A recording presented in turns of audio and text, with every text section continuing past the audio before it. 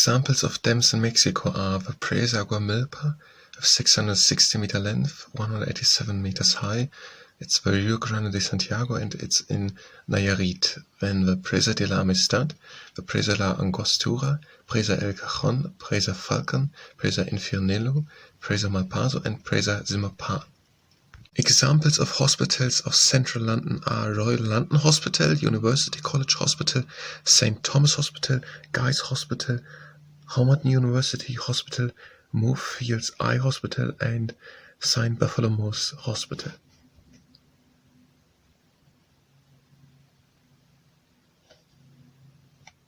The key data of the Blue Ridge Tunnel in the United States is the name. It's the Blue Ridge Tunnel or Crozet Tunnel. The location is it's through the Blue Ridge Mountains in Virginia, the United States of America. It's a railroad tunnel, but also now a footpath. It has a length of 1,291 meters. The construction start was in 1850 and it was first used in 1858. The construction was then completed in 1860. And the usage stop of a railroad was in 1944. And furthermore, 800 Irish labourers and 40 slaves worked on the tunnel, and there were 189 deaths recorded, but which includes also deceased from the cholera epidemic. And when it was completed, it was the longest tunnel in the United States. Now, today, it is open for foot travelling, and it is planned that it opens soon for bikes. There are no lights in the tunnel, and visitors are advised to bring lamps. The key data of a CN Tower in Canada is, the name is CN Tower or Tour CN. The location is in Toronto, Canada. The height is 553.3 meters. The construction started on the 6th February 1973. It was completed in 1976. It cost 63 million Canadian dollar. It is used for telecommunication, TV, radio, observation as an attraction and restaurant. And it was the world's tallest freestanding structure from 1995 until 2007, when it was surpassed by the Burj Khalifa in Dubai, United Arab Emirates. The key data of the Royal Albert Hall in London is, the name is Royal Albert Hall. It is in London, in the United Kingdom. It is used as a concert hall with over 390 shows per year. And these are classical music, rock and pop concerts, ballet performances, film presentations with live score, award ceremonies, etc. The construction start was in 1867 and completed in 1871. The size is the height 41 meters and the length is 83 meters and it's 72 meters wide. The form, it is slightly elliptical and has a glass and wrought iron dome and a seating capacity of 5,272. It is the venue for the BBC Proms, which is a 2-month-long phase of around 70 classical music concerts, which are mostly happening inside the Royal Albert Hall. The original name, which was planned, was Central Hall of Arts and Science, but was then changed by Queen Victoria in honor of her 6 years earlier passed away husband, Prince Albert. The London bus routes 952, 360, 452 and N9 serve to the venue, and the nearest underground stations are Gloucester Road, High Street, Kensington, South Kensington and Knightsbridge. The key data of the Vasco da Gama Tower are, the name Vasco da Gama Tower, in Portuguese Torre Vasco da Gama. The location is in Lisbon in Portugal, at the bank of the River Tagus.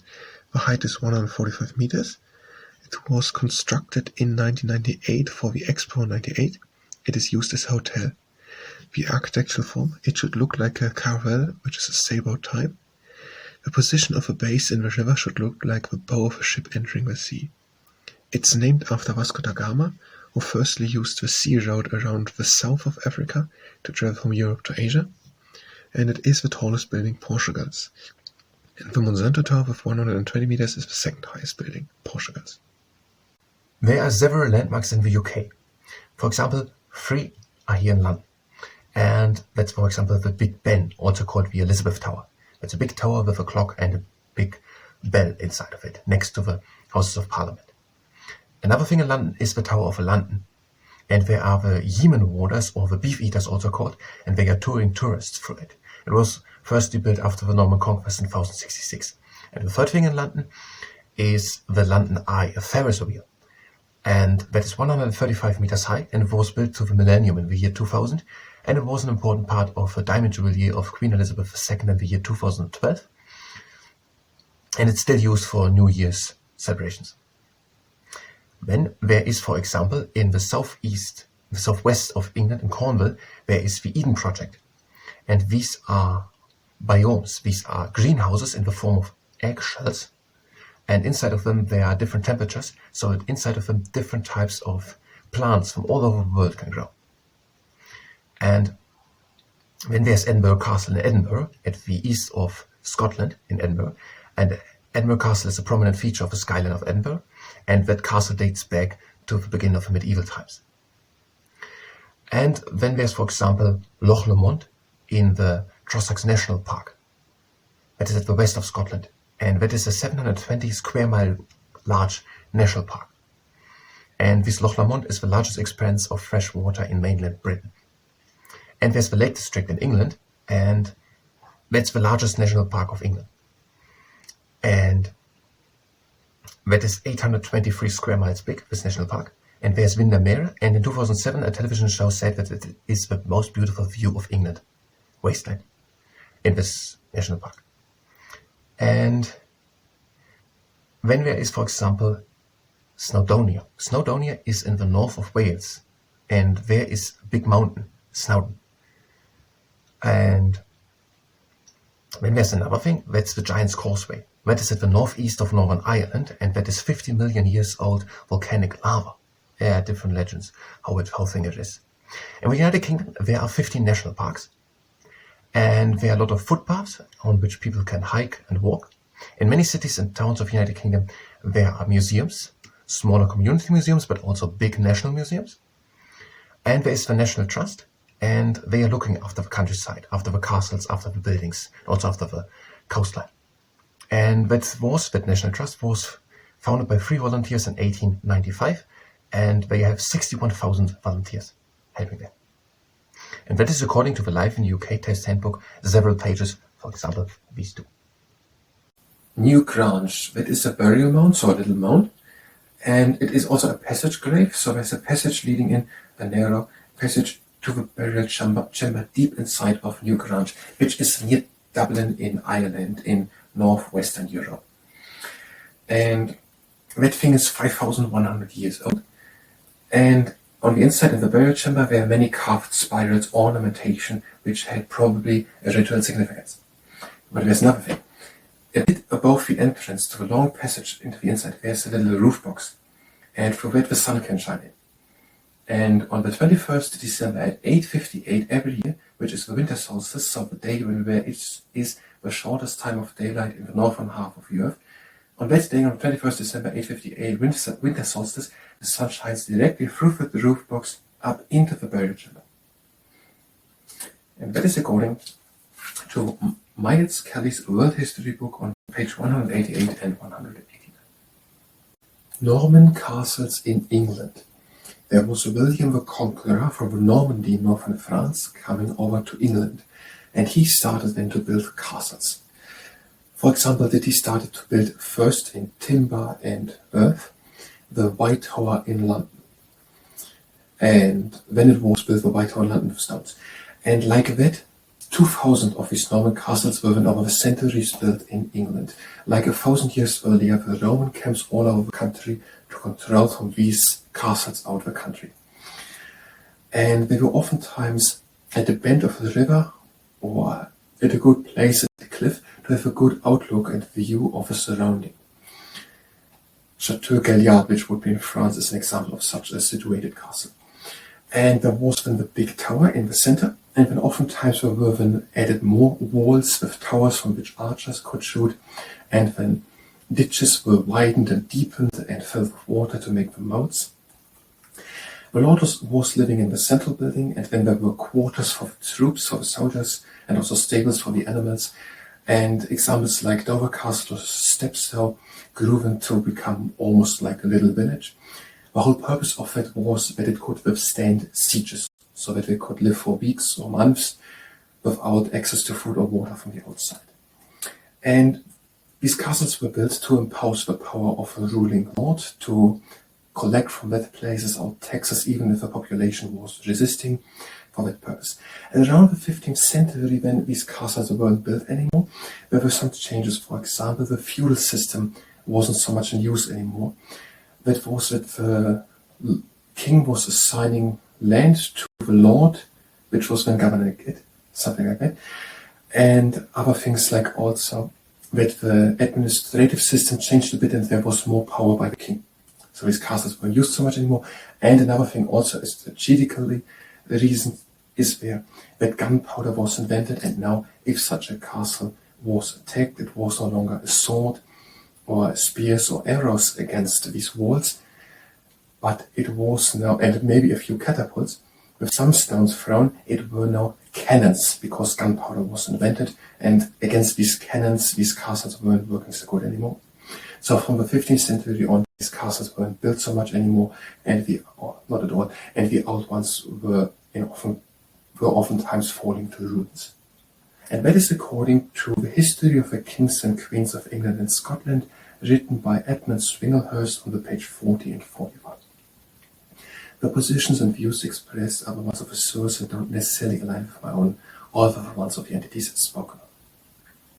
Few men can clasp the thumb with their arms, and the fingers are larger than most statues.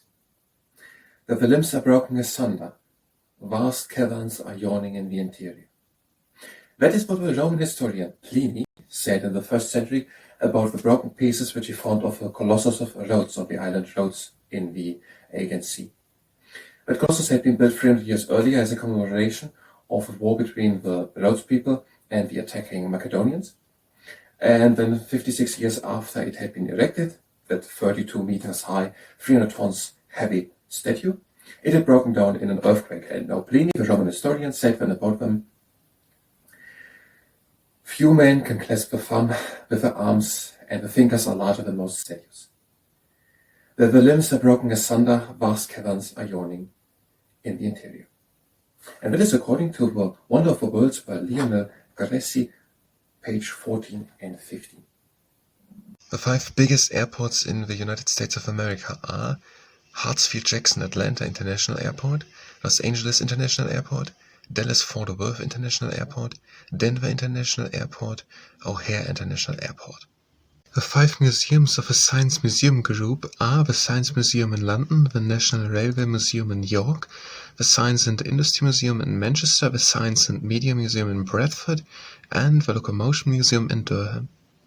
The 7 most visited museums of Brazil in 2023 were Centro Cultural Banco de Brasil, Belo Horizonte, Centro Cultural Banco de Brasil, Rio de Janeiro, Museu Nacional da República Brasileira, Instituto Tommy Otaka, São Paulo, Pinacoteca do Estado de São Paulo in São Paulo, Museu do Ipiranga São Paulo, and Museu de Arte de São Paulo in São Paulo. The Brooklyn Bridge spans over the East River, which is a tidal estuary or strait. So here's Manhattan, there's Brooklyn, and this is the East River. And the Brooklyn Bridge is there, from Manhattan to Brooklyn, all the way around. The Cheops Pyramid, it is in Egypt, in Giza, and they are basically the 3 ones standing. The Mycenos, the Chevron, and the Cheops. Now, it was built 4,600, 4,700 years ago for Cheops, a pharaoh, also the king of Egypt. And it has 230 meters on the ground, 230 meters, 230 is 230 meters. It is 150 meters high with an angle of 52 degrees. And it had, like the other one, like the Chevron still at the top, a white limestone. It is also built out of limestone. And the burial chamber is granite, and also the sarcophagus is granite of Cheops. Now, and there was discovered in 1954 at one site there is a place with a ship with which Cheops was brought untouched 4,600 years ago. Now, how was it built? Well, first of it has over 2 million blocks of stone, of limestone, 1 times 1 times 1 meter, 1 cubic meter, weighing 2 tons, 2.5 tons, 2.3 million of these stones, and the Mokattam Hills, and they were quarried and then brought in by sledge and bears, and now when brought up in such serpentines up on one side of the pyramid up. It is an assumption that there were 100,000 people working, 4,000 at the construction site, 96,000 somewhere else. That is just an assumption. And Now, how was it built? The ground, that was first the bedrock. They were firstly on the rock, they were making mud at the outside, and then we were putting water on it. And then we were digging trenches, so the water is standing at all levels at the same height, and then we were leveling it down the ground to the height of the trenches. So basically that way it was flat, even, because they could just put water onto it, and the water is exactly flat. And now you can just measure how deep is the water, and you know how much has to be done away to make it exactly fitting. And when there was a lot of building, and now from the one side there goes a staircase down to an uncompleted burial chamber, and a bit into the staircase, there goes then a staircase up to another uncompleted burial chamber, but that uncompleted burial chamber leads then through the grand gallery, a broad way, up to the burial chamber of Cheops, 10 meters long and 5 meters wide and 5 meters high, out of granite, with granite sarcophagus, and that is the burial chamber of Cheops. And the sun can sometimes break at the sides of the sites around like that in the winter. And that is according to Lionel Galexi's Worlds of Wonder book on the pages 18, 19, 20 and 21 or something. The Colossus of Rhodes. So there's the Mediterranean Sea, and then there's Greek, and on one side there's the Ionian Sea, and on the other side there's the Aegean Sea, and in the sea there are a bunch of islands, and one of these islands is the island Rhodes. And on these island Rhodes there's a city called Rhodes, and that city has a harbor on that island. And in that harbor, in the year 280, there was a big statue, the Colossus of Rhodes. Now in the year 312, so a couple of years earlier, there was the Egyptian king Ptolemy leading war against Antigonus of Macedon. And he got then help from the people of Rhodes. And they won. The people of Rhodes, together with the king of Egypt, Ptolemy, against Antigonus of Macedon. A few years passed, and the Macedonians were angry at the people of Rhodes, and they besieged them. And after 1 year of besiegement, the king Ptolemy of Egypt came and helped them, and they won also that battle. And now in commemoration of that win, and to honor Helios and Apollo, they commissioned Shah of Lindus to build a large bronze statue, which he did from 292 until 280. And that statue, that Colossus of Rhodes, was then 32 meters high and weighed 300 tons. And it's said that it was standing in the harbor like that the ships are sailing through its legs, and it's also said that it had a mirror in its chest which could be seen unto Egypt. Now, 56 years later, there was a big earthquake and the Colossus fell down. But even 400 years later, in the 1st century, there was Pliny, a Roman historian, and he saw it, the shattered pieces, and he said about them, "Few men can clasp the thumb with their arms, and the fingers are larger than most statues. That the limbs are broken asunder, vast caverns are yawning in the interior." And this is according to the Wonder of a World book by Lionel Galeksi on the pages 14 and 15. The Hanging Gardens of Babylon. 2,500 years on the assignment of Nebuchadnezzar II, the Hanging Gardens of Babylon were built for his wife Semiramis, who was missing the mountains of a Persian homeland. And it should be a mountain, so it were terraces stacked on top of each other. They were 100 meters high. And they were surrounded by a 7-meter thick wall, and with all at the bank of the river Euphrates. And these terraces were surrounded by stoneflower beds and with soil in them, so that in them could grow exotic and profuse trees, shrubs, plants, and creepers. And there were marble staircases leading from one terrace to the other one, and over them were stone arches. And then there were slaves operating Archimedean screws probably, and they were bringing water up to the top terrace, on which cisterns were water collectors, so that from them the waterfalls, streams, and fountains could be fed with water. And it all had to be built with great care and good work, so that it would not be undermined by the water and weakened the whole structure of it. And that is according to Lionel Galeksi's World of Wonders, page 15 and 16. The Large Hadron Collider. It is near Genova in Switzerland, in Central Europe, a bit Southern Europe. It's operated by CERN, and it is built into the in the 80s built Large Electron Positron Collider, 100 meters underneath the ground. And it is 27 kilometers long. It is not a circle. It is an octagon, so of 8 sides. And it is the largest machine in the world, and it is cooled down to almost absolute zero, to 1.9 Kelvin. Now, and what happens there? There are strong magnets, strong electromagnetic fields who are kicking protons, one in that direction, the other one in that direction. They're kicking them always, if they pass it with one thing, they're kicking it on to the next part. One proton in that direction, other protons into that direction. And at four of these things, there are now other magnets, and they are trying to push them very small together. Protons are very, very, very small, on a very small place, so that actually, when at one curvature, hit exactly the other ones. And then they bang together.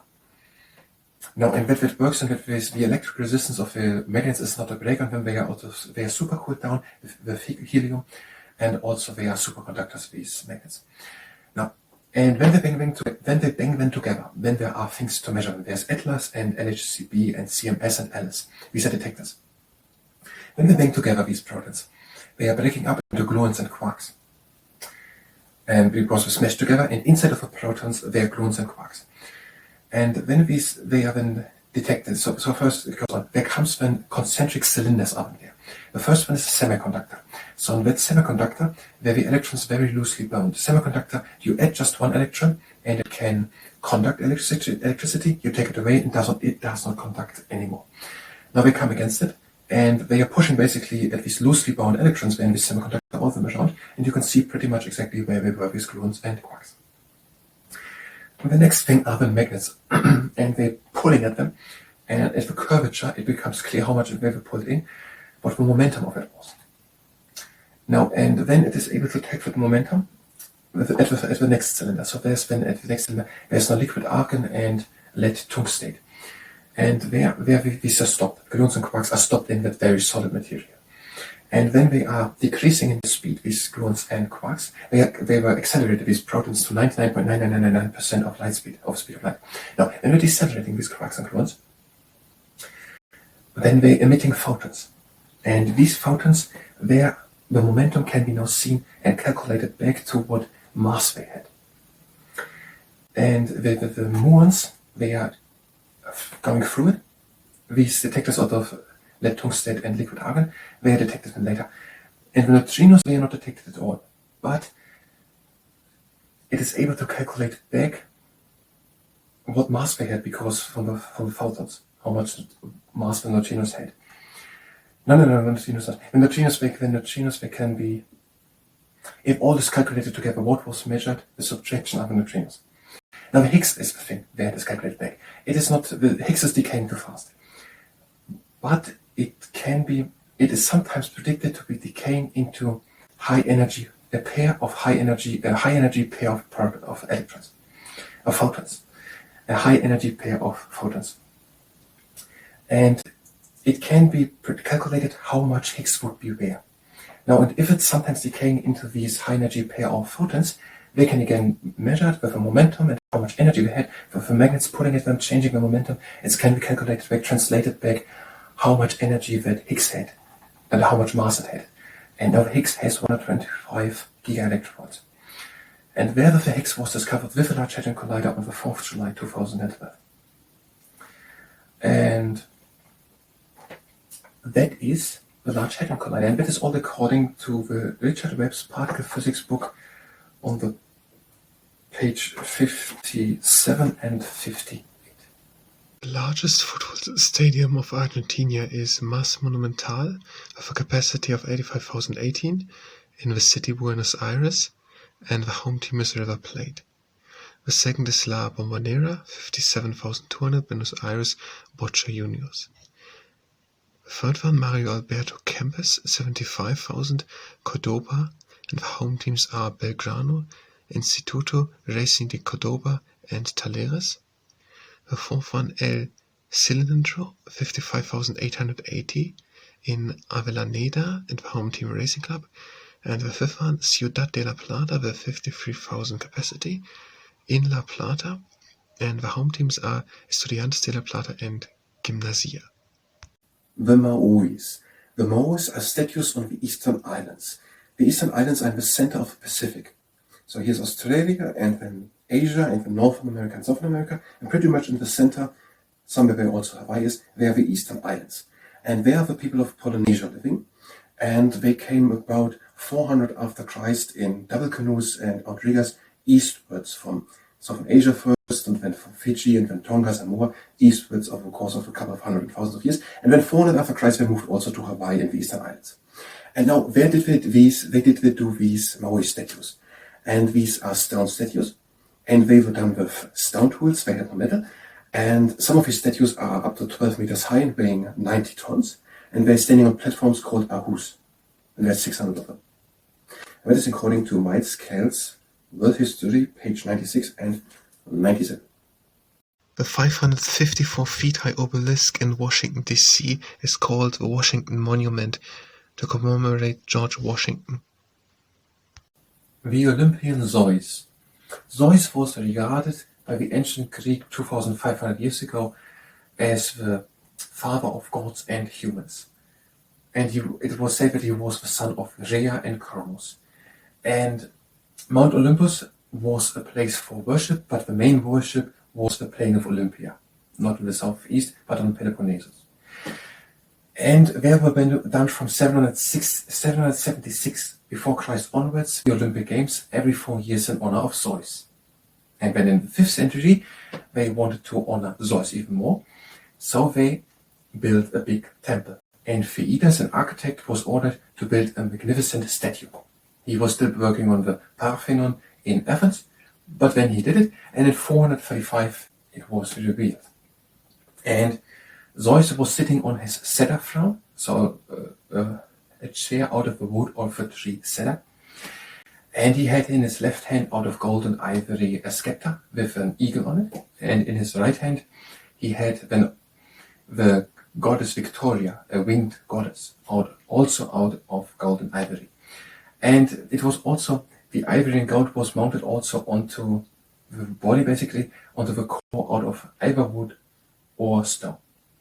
And a lot of work with ivory and gold, and also with ebony, and there are paintings then, and of beasts and so on, and a lot of things. The statue was 18 meters high, reaching the ceiling of the temple, sitting at the end of the temple. Depicted on coins found from the time was even his face with long hairs, with moustache.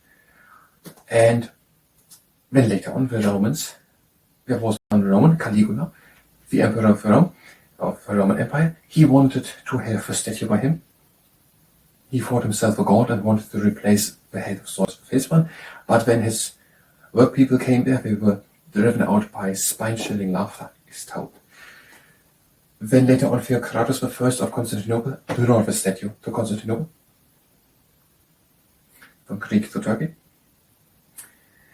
And now then there was a fire in 435 and it was destroyed. But the casts in which Phaedus had made the gold, they were found, and also the remnants of the temple are still standing. That is according to Lionel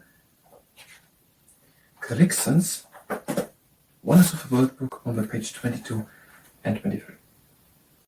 The Pharos of Alexandria, that is a lighthouse which stood at Alexandria in north of Egypt 2,300 years ago. Now, Alexander the Great had conquered Egypt in 432 before Christ. He became the pharaoh of Egypt, and he founded the city Alexandria, and it became a chief port. And now there is a little island a bit into the Mediterranean Sea of a harbor of Alexandria, and on that Pharos of Alexander, that Pharos of Alexandria was built under the order of King Ptolemy II of Egypt to the Greek architect Sostratus. And it is said that it was 130 meters high. At the top there was a big brazier with a fire burning day and night, and it was said that ships 40 kilometers away could still see the fire. Very much at the top they said that there was a mirror, and it is said that people could see in that mirror what was happening on the other side of the Mediterranean Ocean in Turkey, in Istanbul, in Constantinople, in Asia Minor. Now, and how did it look? There's one version, and that version says it are 4 towers on top of each other, each one smaller. Another version says it is a squared base, and then octagonal in the middle, so 8 sides, and then a circular at the top. Now, it stood there for 900 years when the city changed its ruling person and people, and now there was when the Caliph Al-Walid, and there was a spy sent by, according to a story, a spy sent by the Emperor of Constantinople to the Caliph Al-Walid, and telling him that there was a fabulous treasure buried underneath the Pharos of Alexandria. Now, according to the story, they started to dig for it, and only when all was already basically destroyed and reconstruction impossible, and also the mirror had fallen down and shattered, they noticed that it was a trick. That is the story. And it was still there was when an earthquake in 1375 fallen down into the harbor made. And there were the white marble stones still lying, out of which the Pharos of Alexandria, that lighthouse, was built. Now, technically only the island had the name Pharos, but when the whole lighthouse was named so, and in many languages around the world, lighthouses are called for that, because of that, Pharos. That is according to Wonders of the World by Lionel Gregson on the page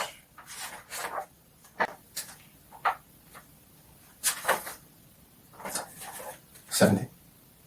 The Pyramids of Giza. Now there are three big ones. There is Cheops, Chephren, and Moais. And Giza, that is in Egypt, in northern Africa. Now, they were built 4,600, 4,700 years ago. And these are basically the very big tombs or burial sites of pharaohs, of Cheops, Chephren, and Moais. Now,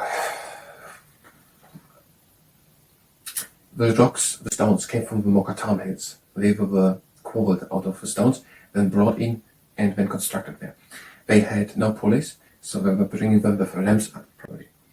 100,000 people is an estimation how many people worked there. 4,000 at the construction site, 69,000 when the rest doing the quarrying and the over the sledge and bringing all the stuff there. There's also the Sphinx. The Sphinx is guarding the causeway to the Chephren, the middle pyramid. The Sphinx that is a lion with a human head, the one of Chephren. The head of Chephren is that.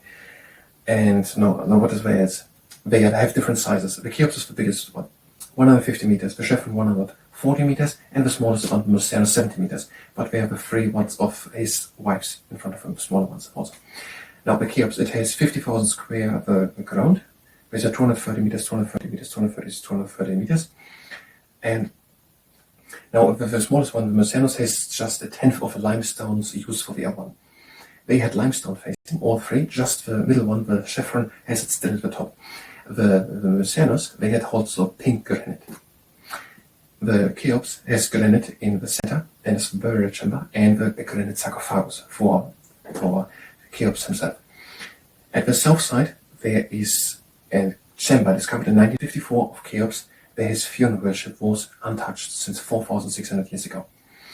Now his burial chamber. You go into the pyramid, down, there leads a staircase down into to an uncompleted burial chamber. 20 meters in, there goes a staircase upwards, when you go up. And then you come to another uncompleted burial chamber. And then you follow it through the ground gallery up to Cheops' burial chamber. 10 meters long, 5 meters high. 5 meters also, yeah, also 5, 10 meters, 10 meters long, 5 and 5. How were they built? No, the Mokattam hills, the quarrying, the stones, the bringing there, the rams up and so on, and 100,000 people. We take the bedrock, where we wanted to build the thing. Then we put mud at the outside, and filled the thing with water. And when we got there, I assume with a stick, and we measured that it was everywhere exactly, let's say 10 centimeters deep. And that it was basically the plan. So we went there and made then the ground deep, that it was exactly 10 centimeters deep. We were chopping off that stone, that it is 10 centimeters deep at that place. We're going to the next place, and so on. We made all the trenches in. But when you at that place, it's 10 centimeters deep. Then we made the water away and dug all the protruding from the stones back to this exactly the form where the trenches were. Because the water is flat, and you could just have to measure how deep is the stone. Now you have it exactly flat.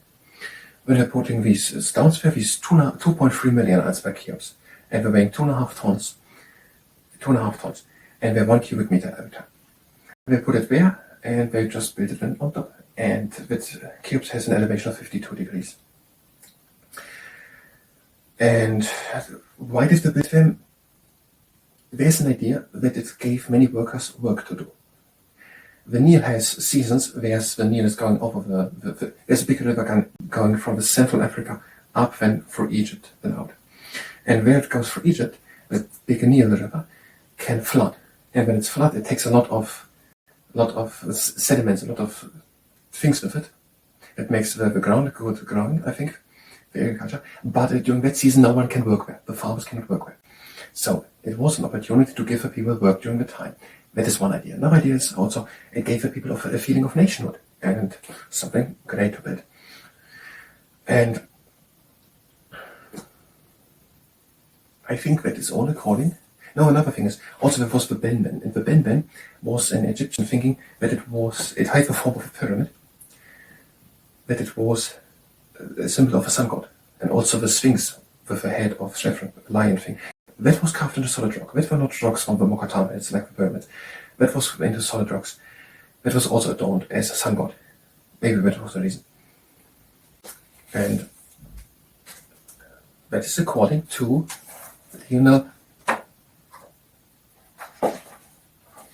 Gerikson's Wonders of the World book on the pages 18, 19, 20, and 21.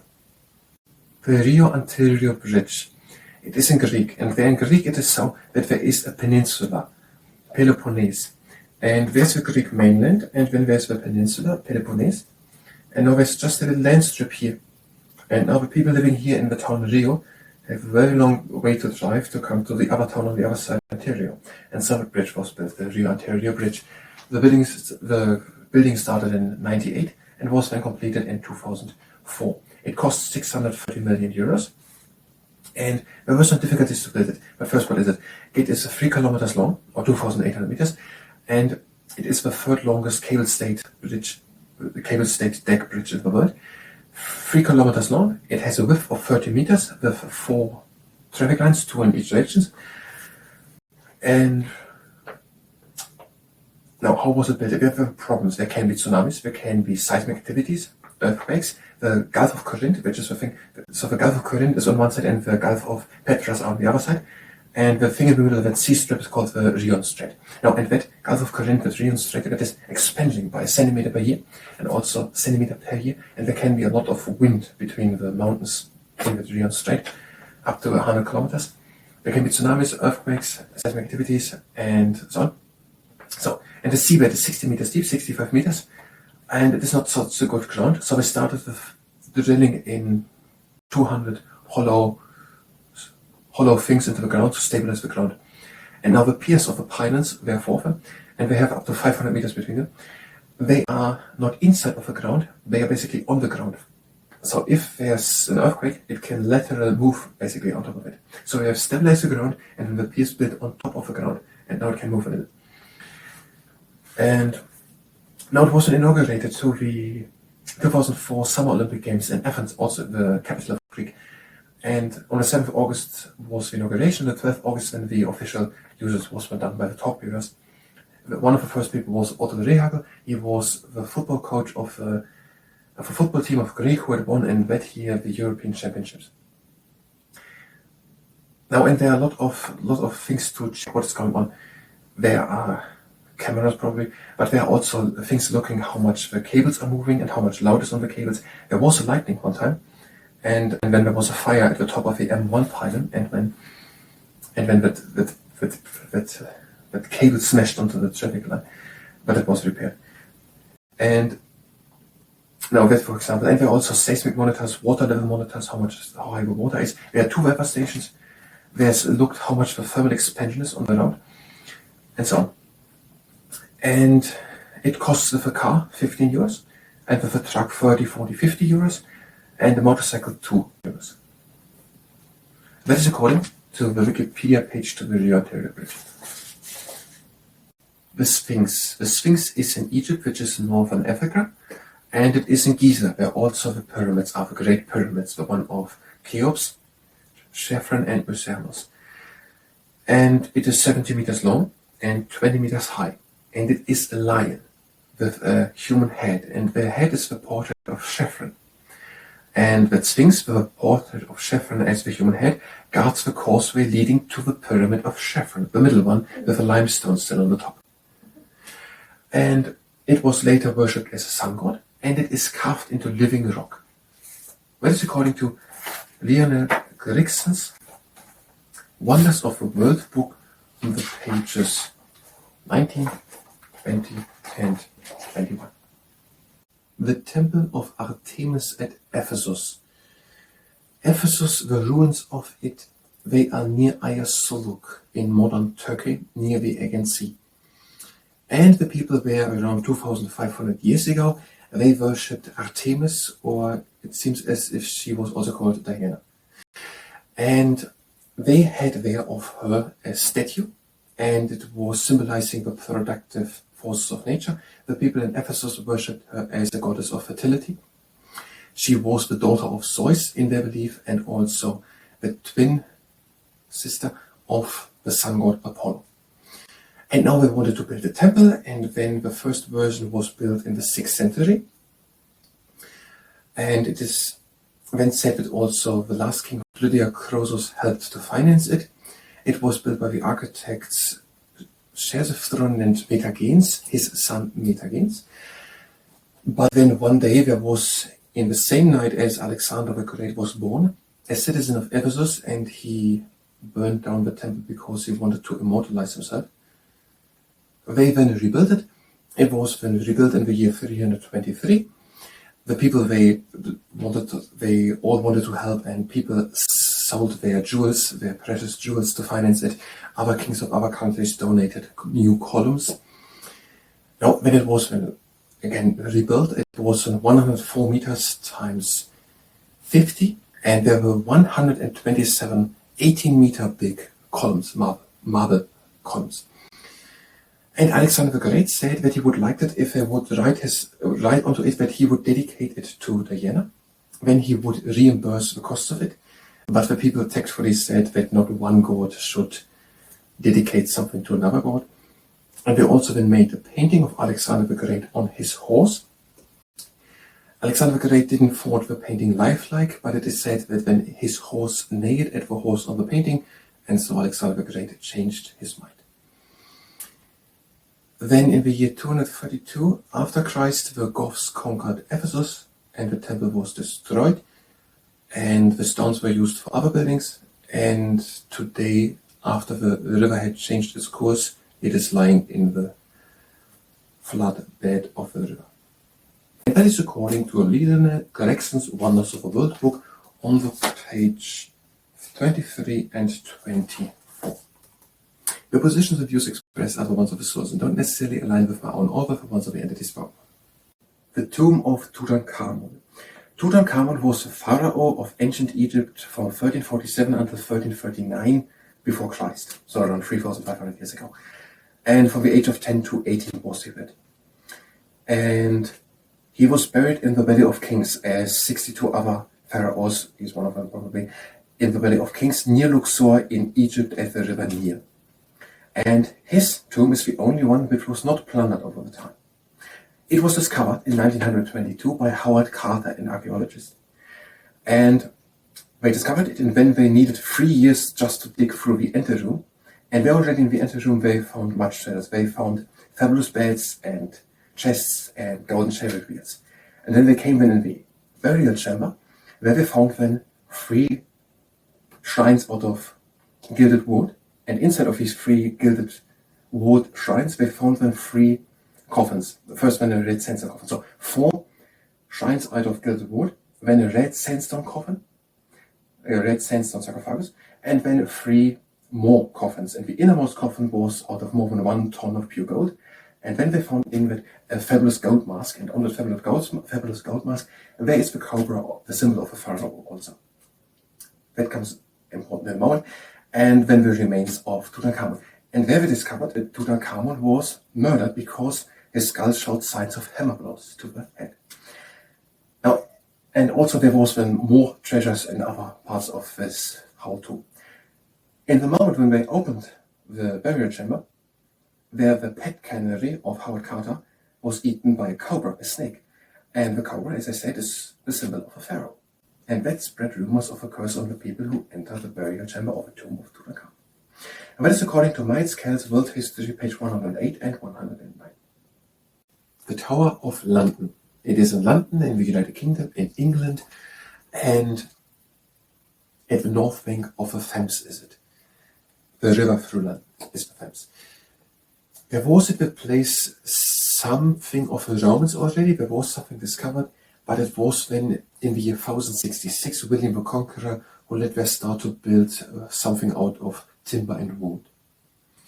And then in the year 1078, while William the Conqueror was still ruling, then the Bishop of Rochester, Gundulf, started to let there build that building. And that started to be built in 1078 for 20 years then. And it had in the top area a residential suite for the royal family, a great dining hall,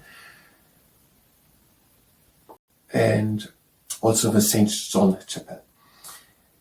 And then it has today there at one place, there is in one tower there are additional towers, and in one of them there is a collection of arms and armor, and in the Waterloo Barracks there are the crown jewels. And there's also the Traitor's Gate that leads to the River Thames. And then there is the Bloody Tower, and there were some people beheaded. And some people who were beheaded there, they are then buried at the St. Peter's ad Vincula church. Now some people were beheaded, and here are some people listed who were there. Not all of them were beheaded. For example, Queen Elizabeth I was there, she was not beheaded. But Anne Boleyn or Catherine Howard, for example. Other people who were there were Walter Raleigh, Thomas More, or Lady Jane Grey. And then there are some people guarding the place still, the whole tower, and they are called yeomen, and they are still wearing the clothes which the people during the Tudor times in the 16th century were wearing. And the whole area has 13 acres. And that is according to the history of the kings and queens of England and Scotland, written on the page 37. The positions and views expressed are the ones of a source and not necessarily aligned with my own or with the ones of the entities spoken of. Westminster Abbey. It is in London, and the plan is cruciform, and the nave and the transept have side aisles. The choir is semicircular, and its ring of chapels is the only complete one in England which forms a shepherd. And it is the crowning place of most of the monarchs of England since the year 1066, since William the Conqueror. And also 18 monarchs have their burial place. Also some other people have their tomb, for example in the Poets' Corner, Alfred Lord Tennyson, George Chaucer and Robert Browning. Now it was originally a gravel island in the marshy floodplain. Then in the 7th century, Ethelred, the king of Kent, let there a church built. And it was then used as an abbey church to a Benedictine monastery until 1539. But previously already, in 1050, Edward the Confessor let them there build a Norman church, which was consecrated in 1065. And 1066 was when the crowning of William the Conqueror. And when Henry III in 1245 demolished the edifice and built the eastern portion, and also a fine octagonal chapter house. And when other things were done, cloisters were made in the 14th century and other principal monastic buildings.